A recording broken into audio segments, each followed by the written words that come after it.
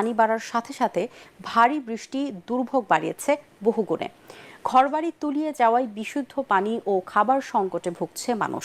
বেশ কয়েকটি সংস্থা ত্রাণ সামগ্রী নিয়ে এলেও আরও খাদ্য এবং ঔষধ প্রয়োজন বেগমগঞ্জের পানিবন্দী গ্রামগুলোতে।